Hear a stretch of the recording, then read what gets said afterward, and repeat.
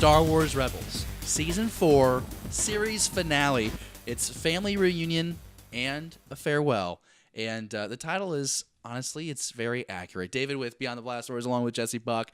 And this is the last time we get to review a new episode, because it's the last episode.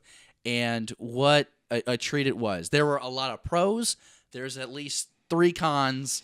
We'll get to that eventually. Maybe 3. Maybe three. I might be pushing it, but there's 1 or 2 things. But just, I feel like we have to talk about going into this episode because we just talk. If you haven't watched it already, we did a review of episode 14 of Fool's Hope, and we talk about how that is basically a 20-minute build-up setup for this 42-minute series finale episode, and I was at the edge of my seat because I'm like, man, with all this setup and hype in that last episode, someone's dying in this episode. What was your emotional imbalance going into watching this last 42 minutes of Rebels? Well, 14, and in the very beginning, we kick off with basically Ezra talking to a picture of his parents. Oh, yeah, it's perfect tone setter. And it's like you mentioned, it was one of them, a very touching moment because he's basically paying homage to his parents and everything, but at the same time he's hoping for the best for his adoptive family, and everything. Yeah, he knows what he keeps saying. I know what I have to do now. Yeah, and the way that they've woven his parents in and out of the series has been a real treat to me because you're seeing the way he talks about his parents and the way he speaks to his parents in those images. It has evolved, and we talked about in the last review. He has matured. I mean, this is the story of Ezra in this show, and to see how he has matured and how his perspective on his family has matured, and just think about a couple episodes ago, all he said, sometimes I just really want to go back and live with my mom and dad, and now it's about, no, I understand. I actually have a role here. I can save these people and this planet and maybe the galaxy. So just a very emotionally filled beginning to that episode. But it's D-Day, Jesse. It is. We got to go to the Imperial facility, and we've got Governor Price. We know we have Governor Price because the Rebels captured her in the last episode. Yeah. And they just basically walk right into the front door. Pretty much, yeah. I mean, Kallus has got an Imperial officer's suit on. Ezra and Sabine are wearing some biker scout uniforms, and they kind of fake being prisoners, with Zeb and Hera and everything. And, like you said, they walk into the front door, and their intent is to basically lock down and blow the crap out of everything. Right. So the plan is they commandeer the facility, which, again, they do pretty easily. And the plan is to withdraw all of the Imperial troops from Lothal and bring them into the base. And then they're going to basically hit the self-destruct button, launch this thing in the air, blow it all up. But it backfires because guess who shows up? Rook escapes because they also captured Rook, and Rook managed to gets loose. He knocks out the other part of the team, and he basically he warns. He warns Thrawn, and it just so the plan kind of goes south. So now they're kind of like, okay, we can still do this, but how are we going to do it? And they have to adapt, and, man, this was the part where I was like, yes, Thrawn is Thrawn in this moment because he shows up. The Rebels, obviously, they want to just turn on the planetary shield, protect the people from the explosion of the planet. Thrawn shows up, and they're able to disable the shield generator from inside. Rook is able to infiltrate, shut that down. So when Thrawn shows up, the Rebels are so confident. They're like, we've got you. Ezra says, we've got you. You have to barter. And Thrawn's like, no, actually, now you've just removed my resources so I can destroy your people. Yeah, he totally flips the coin on him there because it's just like they think that they've got Thrawn, by the cojones.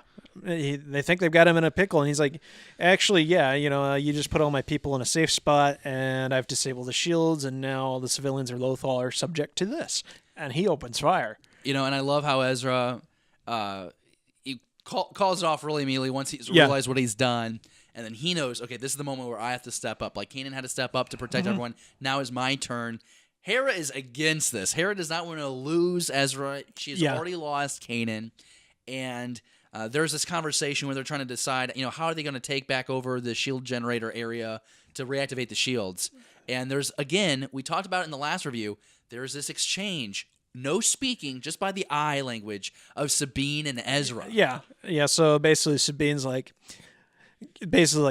I got this. So she starts pointing out this. Well, she's going to distract them. Yeah, she's going to show them the way to do it, but also it's a distraction, so they all turn so that he can go up into the air shaft and get out to a ship to take off towards Thrawn's destroyer. I thought it was, up until this point, I feel like this episode is hitting on all cylinders. Your one complaint maybe could be that, man, they were able to infiltrate that facility way too easily. But you know what? That's just sometimes the luck of Star Wars when you're following the rebels. Sometimes they're just sometimes the plan can go that easily. What you have a next point, right? I do actually. So I mean, like, Ezra jumps in the ship. He turns himself in. Thrawn and him kind of have an exchange, and a verbal exchange and everything, and then Thrawn takes him into another room. And what do you see? Who are we greeted by? Is that Emperor Chief Palpatine? Or more like what we saw him look like, end of episode 3, and the kind, elderly old chancellor kind of thing. And he's totally playing, a false hand here. Well, now this is interesting, and I was actually able to catch an interview with Dave Filoni where he talks about this, and it's all about the deception of the Sith. Yeah. So, post Return of the Jedi, Palpatine always walked around with that hood up. He never looked that nice, but he was trying to deceive Ezra and be, that kind of like this grandfather, this old, wise, trusting man. Look, I brought these remnants of the Lothal Jedi Temple to this place so that you could be reunited with your parents. Don't you want to be reunited with your parents? Trying to take Ezra out of the picture so that he can just have his way with the rest of the rebellion, and then he's done worrying about these rebels here on Lothal. He can go back to just focusing purely on his empire. And again, we talk about it again and again, these last couple episodes, Ezra shows maturity and the ability to resist, identify the trickery of the Emperor. Well, that's the thing is, the temptation is clearly there. Oh, yeah. But at the same time, I wonder if this was truly a gateway to Ezra's parents, because I just kind of felt like Palpatine was manipulating the whole thing. So it's just like, oh, please don't do it. Like, I really thought he was going to hit the button on the wall kind of thing. Mm-hmm. And then he's just like, surprise. And what does he do? He blows up this mini reconstruction of this the Lothal Temple, and we actually see some of Ezra's Force abilities, which is really impressive. Yes, again, the explosiveness of his capabilities. Yeah. And it definitely upsets the Emperor. And you see, like, it's a hologram projection of the Emperor, but you're seeing it flickering between the good, kind old man and then the Emperor, and then just the back and forth. It was so good. And we have to mention Ian McDiarmid again. Oh my gosh. Glad that he comes back and closes this out. Not that I think that Sam Witwer's performance wouldn't have been exceptional, but man, just knowing that it's Ian McDiarmid in the booth recording these lines, it just really delivers it home. And it's just, in a way, he's so subtle with the delivery of his last few lines that just really gives you goosebumps and just really, really effective. And it's a fan, as someone who got to see Return of the Jedi when he was 5 years old with his dad, and just know, like, it really is the same dude on screen. It's really cool. And it's also cool that Ian McDiarmid gets to explore the Force as well, because I'm sure during the original trilogy, like, he was just this old dude who could shoot lightning out of his fingers. Sitting in a chair, and then what's he do is shoot lightning from his fingers and unlock some handcuffs. And now this guy's dealing with with Sith alchemy. It's just pretty cool. Yeah. I'm getting real hot and bothered talking about this. It's a lot of fun. So Ezra escapes, and then he kind of falls back into the hands of Thrawn, essentially. But before we go into that kind of last moment, we need to backtrack. We got to backtrack because we got to go back to how the rebels are trying to take to Lothal. Rook. Really, we're going back down to the planetary side. Yeah, ground level. I thought it was really cool. They're gonna basically, the plan is to take 2 different groups and attack the generator room, and hopefully take out Rook, who has a slew of stormtroopers down there. And it's really cool to see this battle unfold. The first group comes in, blaster shots are being exchanged. The second group comes in there. They're starting to target Rook. It's just a lot of fun. And who would go out and try and be the hero in this moment. Milch. Well, yeah, he takes the shot. I was going to go to Zeb. I just don't like the Ugnaught character, but it's fine. It actually derails the entire moment because Hondo just like stands up and walks over to this guy and like pulls him over and tries to pamper him. And I like, you would not do that in the middle. Like if it's a battle, it's just one of those things where like let the pig lay. It's a slight bit of like comedy there. You know, it's almost it was almost as annoying to me as Hera commenting about Kanan's hair in a couple episodes back. Yeah. I know she was drug induced, but it's still like, come on, the pacing. But then let's get to what you really wanted to talk about. So Gregor gives Zeb this idea. Zeb, I am so happy that Zeb he got to have his real imprint on this finale, because there were times where I was just like, in season 2, I was just like, kill him off.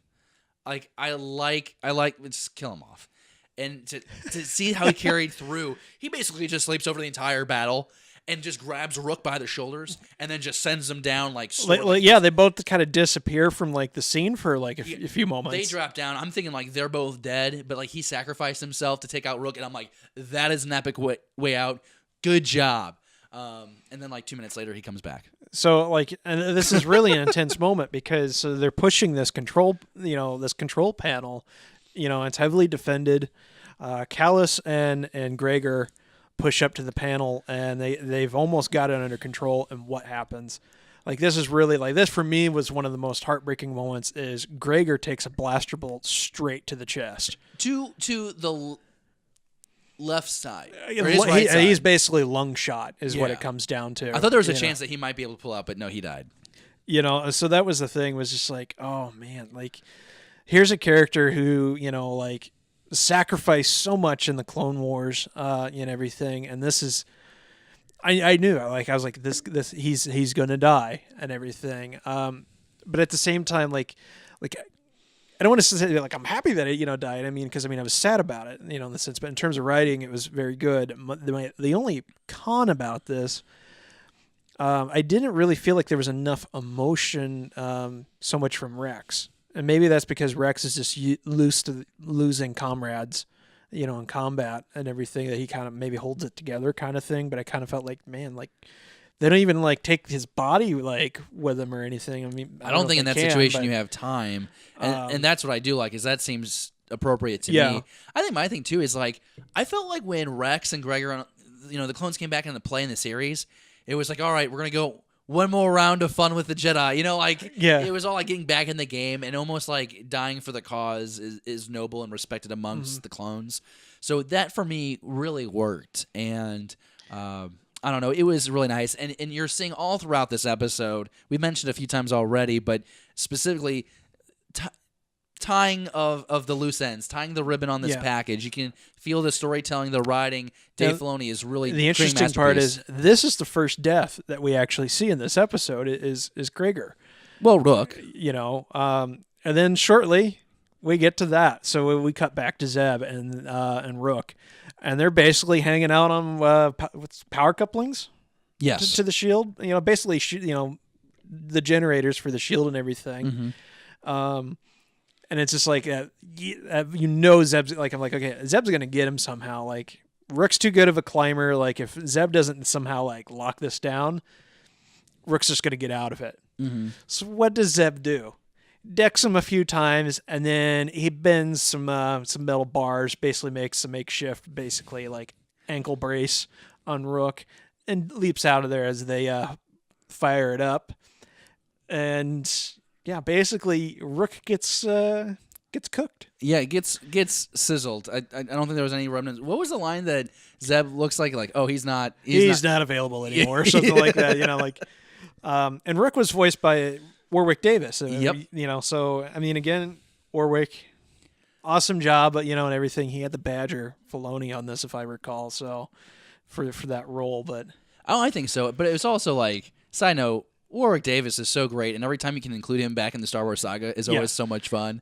And I mean, he's one of the actors that have been in the most Star Wars content, if you think about it. So I guess this brings us to the next point, and this is a little bit kind of a coin toss for you, because you have mixed feelings on what happens next in this episode. So let me preface this with, we knew Thrawn survived this series going into this season, Yeah. or this last half of the season, based on what Dave Filoni had said. And so Ezra gets to the bridge, and Thrawn is telling him, like, it's over with. You have no chance. You've lost. Surrender yourself. And then there's like a sound or something, and Ezra's like, no, not yet.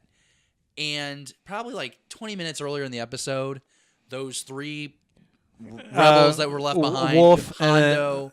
Like Wolf was a part of it, one of the young rebel kids that they kind of recruited. The plan was, if they got knocked out, they needed to get into the Ghost, and they needed to go up into the atmosphere of the planet, and they needed to turn on Channel Zero, which no one used Channel Zero, except space whales. That's right. This one kind of went over my head. I didn't pick it up right away to what they were like. Why? Okay, Channel Zero. I'm blanking on the series. I'm thinking Ahsoka. I'm blanking on the episode. I know. I think Ahsoka was like a logical thought, right? Because we know that she was saved through Plane of Existence. She's back on Malachor. Maybe she got off, and she's gonna be got off the planet, and she'd be able to come and rescue them. But my mind actually really did go to the space whales, because to me it makes sense, because it's consistent with the storytelling that Dave Filoni and crew have been sharing. Right, very early on, we learned that Ezra has this connection with animals through the Force. But we all know that I hate the space whales from, I think it was season 2. It might have been 3. Like, there's two dumb moments. There's the space whales, and then there's the Ep15 or whatever singing in space. That Steven Stanton droid. Just obnoxious. Sorry, Steven. Anyway, no, big fan. Just didn't like that. It didn't work for me. It's okay. You don't like everything. So all these space whales just show up because they've heard the frequency from the Ghost, and just nick of time, Ezra cues them, and they just all like dozens just come out of the fog, the cloud, and they just attack the Star Destroyers. Wrecking mayhem on the TIE fighters, on all the Star Destroyers, and of course, meantime, Ezra's fighting off Death Troopers and Stormtroopers, and again, he's doing this all with Force ability. Doesn't have his lightsaber. Again, like, it's just like, man, Ezra's kind of a beast. He is a beast, and it gets to the point where this ship is going to it's going to destruct. But not before too long, and as Harris starts telling him he needs to get off, and then the squid, what do we call them again? The space whales. The space whales, that's which right. also have tentacles. Yeah. So they're starting to charge up, and their tentacles are charging up, and that means they can jump to hyperspace, because there are creatures in space that can jump to hyperspace. And they are locked onto the destroyer. They actually have tentacles that have into the bridge and pierced everything, through the windows and are grabbing the bridge. They're holding Thrawn, which I'm thinking, realistically, if a creature like that would break in, Thrawn's already dead. But suspense. He apparently gets free though for a brief moment, because I thought this was the moment that we were dreading.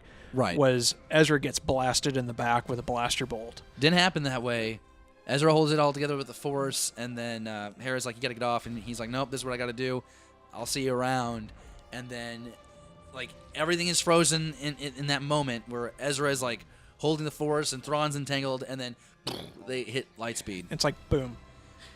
And then dead silence. So, yeah, there's a pause, literal pause in the episode.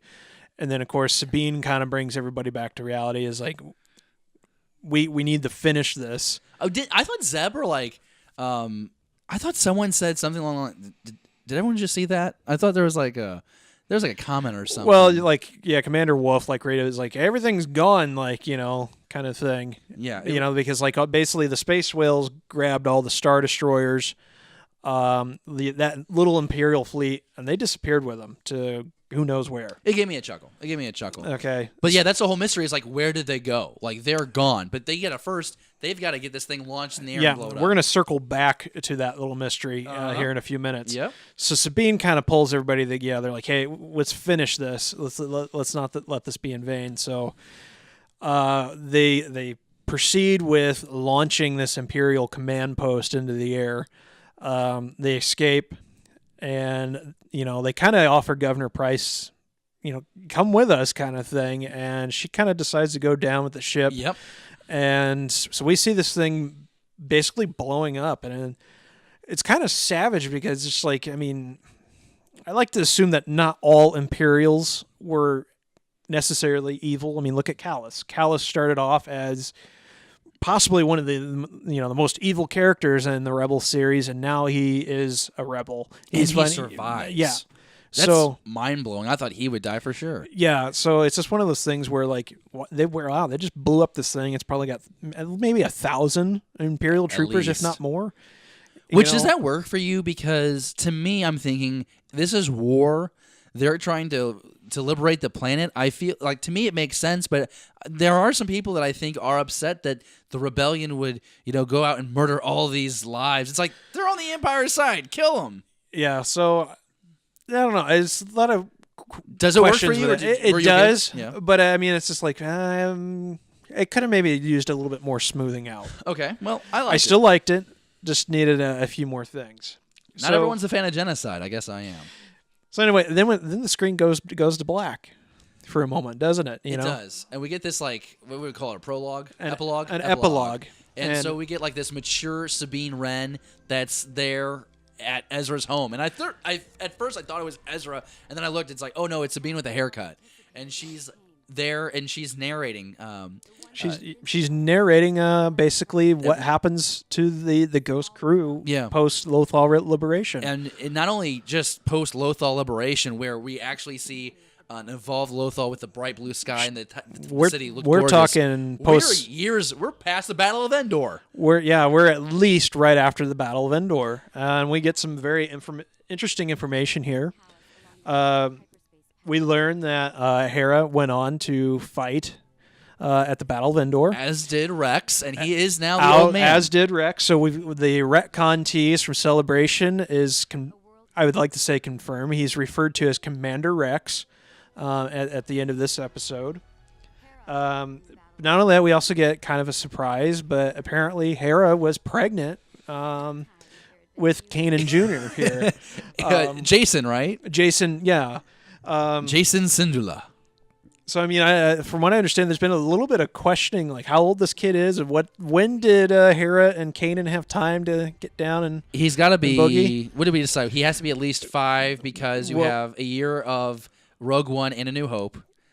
3 years go by for Empire. Yeah, we kind of looked this up. And then we get one more year, and that takes us to Return of the Jedi. Yeah, so we looked this up recording, and this is kind of a rough estimate, so don't take this completely on quote here, but according to Wikipedia, in the timeline, the liberation of Lothal took place 1 year before the Battle of Yavin, and then the events of Battle of Endor took place 4 years after the Battle of Yavin. If you don't know, they kind of go by this before Battle of Yavin or after. So with that being said, we estimate that this child is 4 or 5 years old, which kind of fits the animation for what we saw. It does, but what we don't know and what we haven't seen is when Kanan and Hera got down to make this. I'm sorry, David, baby. you're not going to see that. No, you're not going to see that in the show. I do think, though, it's interesting that hooking up was a concept in this kids show. But as the creators have said, this show was on Disney XD. But it's not just for kids. I mean, they were able to take this content and make it for any aged fan. To me, that it works for me. It would have to happen somewhere in season 4, obviously, for them to have this child at some point. Yeah, and also you don't get maternity leave for being pregnant because how does Hera fight in? I mean, to be in the Rogue One, she's in the Battle of Scarif.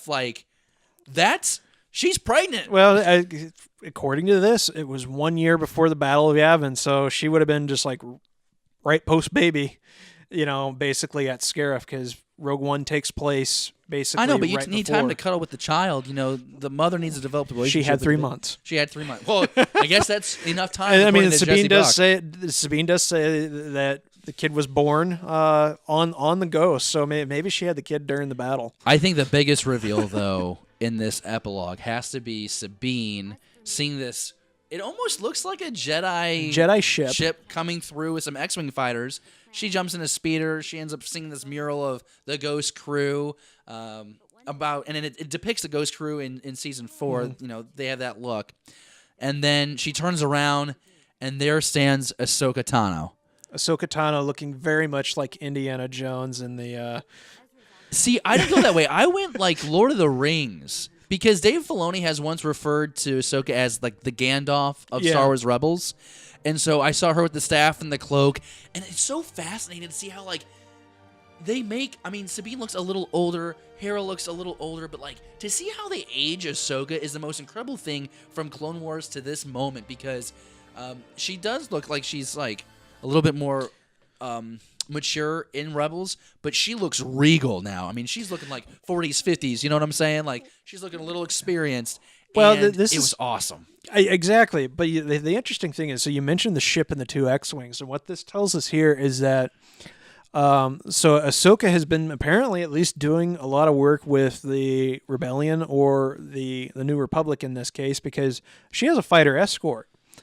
So she is an important person. Now that's not confirmed yet, and I know that Dave Filoni has said that she has laid low for much of the OT, because if she revealed herself too soon, she was aware that she would alter the future. Yes, but keep in mind that this epilogue is taking place basically post Battle of Endor. Oh, right, but we don't know how post it is from the Battle of Endor. I'm thinking there's been some time from the Battle of Endor to this moment. Yeah, so I mean, like I said, I'm just assuming that she's apparently...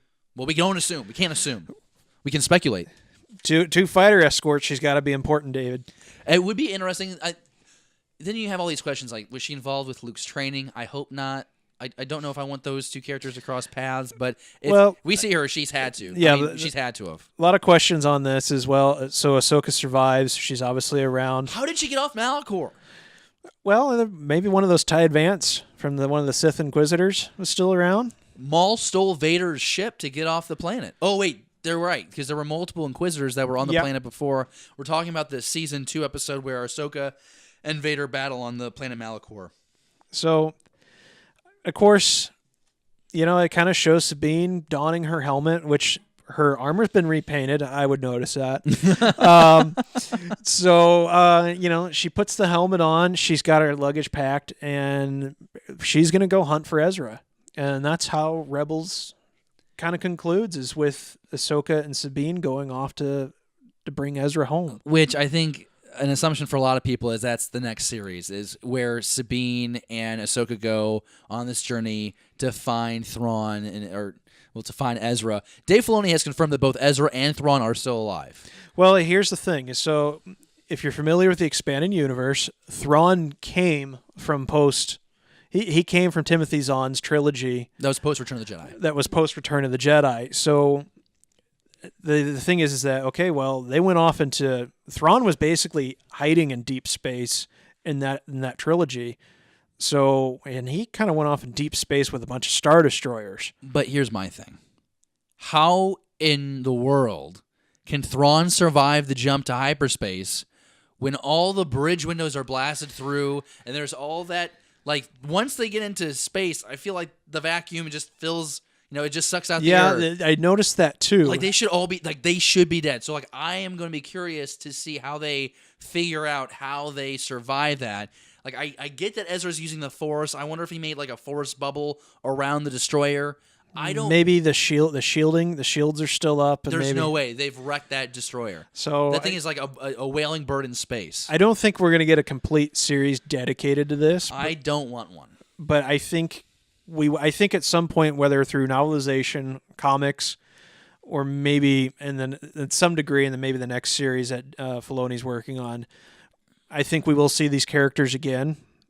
But I don't know if they're going to play like a main role. My thing is, I don't want Dave Filoni to do another animated series. I want to see him helm a live-action movie, and then I want that to be the last credential he needs to just take over the Star Wars storytelling. You've heard my rant on that in the previous episode 30 on our channel. You should do now. A whole episode on it. I could honestly go for like a whole day about... I could just ramble. But I think if the next animated series, I think, will take place post Return of the Jedi, and it'll kind of, I don't know if it'll bridge to Force Awakens, but it'll be in that time area. I wouldn't be surprised, I guess what I'm trying to say is, I wouldn't be surprised if somehow Sabine and Ahsoka are intertwined with that series. Yes, that's what I'm expecting. And they go off. But I just don't think that Sabine and Ahsoka could carry that series and pull in enough of an audience. I know Ahsoka is one of the more popular characters in the Star Wars lore now. having started out being one of the most hated characters. When she referred to Anakin as Snips, man, I remember the internet blowing up about it. Sky Guy. Sky Guy. I'm sorry, Snips was her nickname. But Sabine, not so much. And I know she's one of your favorite characters, being a Mandalorian, and I totally respect that. I just don't think it's going to work. However, and this is not a slam, I wouldn't be surprised if it did happen, though, a series for them, because how could Disney pass up giving two female characters their own animated series? And I'm not trying to be sexist here. I'm just saying I wouldn't be surprised by that storytelling. Well, look what they did with Rebels. I mean, Rebels started, no Ahsoka in sight, and then we get Ahsoka back. So it could be one of those things where they introduce kind of a new slew of characters. Then, these paths, cross and intertwine for a little bit, and we get the answers that we needed. Or, like I said, we get some sort of novel about this. Yeah, it would kind of bum me. I guess if I had to pick between novel and comic, I'd rather see it play out in comic. But what scares me is the fact that Thrawn, essentially, he's alive. I'm happy about it. Yeah, it's I just want him to be alive. He's a ruthless character. It makes me so scared to think about him still running around. See, you're hung up on that. I'm saying that it's inconsistent that he's somehow able to live. Like, he should be dead because of the scenario that we see him and Ezra go out. And because of that, I think it was a good episode. I think it was a good finale. But I don't think that this tops Ahsoka Vader Season 2. Like, I don't think... Like, there were a lot of pretty moments. You'll be on social media and you'll see people posting about how there's so much art in this episode. It's really good. It could have been a lot better. I think Space Whales, while it was consistent, it just didn't work for me. It seemed a little silly. And then the situation that it puts Ezra and Thrawn, I don't buy them being able to survive that situation. But if you take out those two things, damn good ending to this series. And it is nice to see how Dave tied the bow and completed the series on his own without having it, yanked from under him. All I can say is we have to trust Filoni. He hasn't led us astray yet. No, he hasn't. He has not. So, we've got a lot of questions and honestly some doubts, but I think we'll survive, and I think we'll be pleasantly surprised with his next project, whatever he's bringing to the table for us fans. So this is our Star Wars conversation about the series finale of Star Wars Rebels. Now it's your turn. We want to know what you think about this last 42 minutes of Star Wars Rebels. Comment down below. Do you agree with the things that we like? Do you agree with the things, I guess, frankly, that I don't like? Because Jesse is pretty positive about everything in this episode, which is fine. But I had my pros. I had my cons. Do you agree, disagree? Let us know down in the comments below. Be on the lookout. Episode 30 dropping this coming Monday by 8 a.m. Central Time. And if you're paying attention to the YouTube channel, I think around, I'd say 2:30 on Sunday. I think it's 31, isn't it? You might. Oh, what did I say? You said 30. I think we did 30. Oh, it's 31. It's going to be episode 31. Time flies. You need to know the right episode number, but 31. It might drop on Sunday afternoon, so be on the lookout for that. We'll also have some exciting announcements about a possible Beyond the Blast Doors shirt and pin. More on that then. Thanks for watching. We'll see you soon.